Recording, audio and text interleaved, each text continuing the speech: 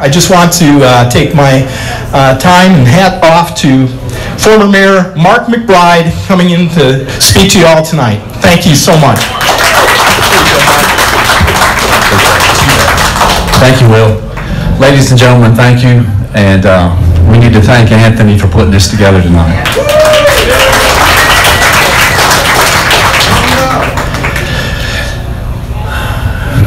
I went in the closet and got an old shirt out. And the old shirt says that I used to be the mayor. And there's another former mayor in here. Do y'all know that? Do y'all know that KT? Where's KT? Did y'all know KT was a mayor?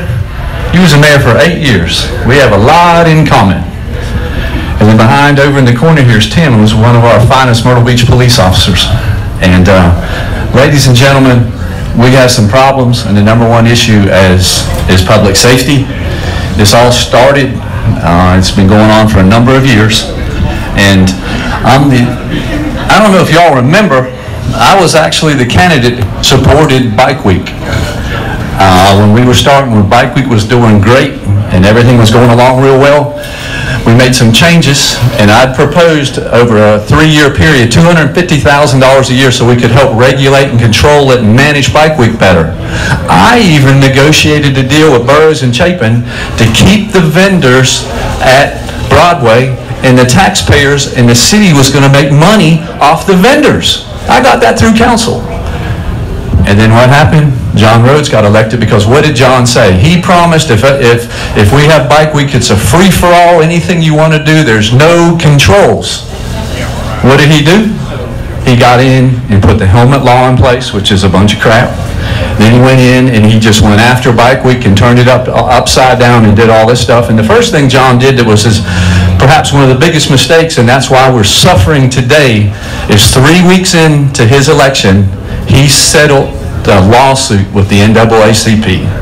And ever since they've said the city has settled the lawsuit with the NAACP, the police has been afraid to do their business and arrest the people who break the law. It doesn't matter who you are and what's going on. And what was the lawsuit over? It was over the one-way traffic patterns on the boulevard. What do we have now? We have one-way traffic patterns. We went back and all the garbage of the NAACP lawsuit. The city manager, the city attorney, and John and council has been weak. They won't stand up and they won't police, they won't do law enforcement. And you know, I'll disagree with CD and I'll disagree with a whole lot of people. I say we need 100 officers and we need 100 officers on the street right now. The officers can't do their jobs. They're answering calls in January equal to what they used to have in July. We don't have the officers, they're working overtime, and it's really simple. It doesn't take a lot, but if you look at the numbers, we're bringing in 60 outside officers right now and putting them in the pavilion area over to 17, over to the post office to control what's gone on since July and August, the last couple months. You ask the city how much they've spent. They're spending $35 an hour, 60 people, 12-hour shifts, their travel and storage. They can't tell me how much they've spent. It was a balanced budget. They're going into funds they don't even have and they can't explain it.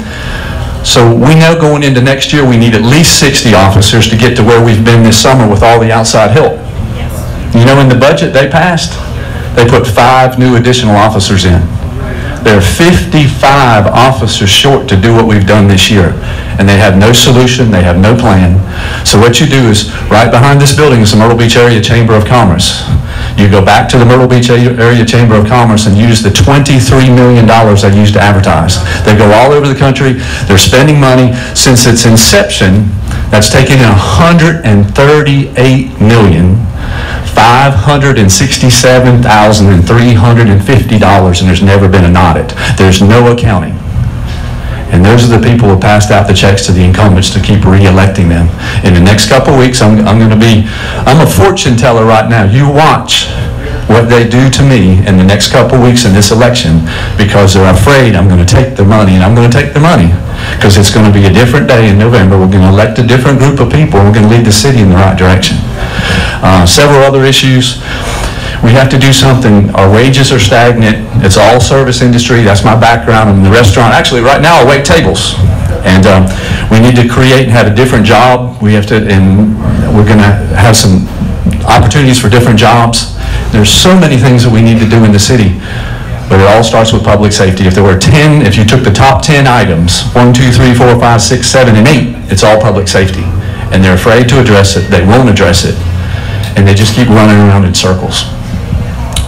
We need to come back and we need to support Bike Week. We need to support Bike Week in May. And I'll stand up here.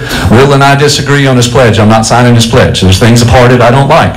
You know, I'm going to leave this group and I'm going to go over there and going into the black neighborhood and I'm going to talk to that neighborhood. And another day I'm going to be in the Dunes Club talking to that neighborhood.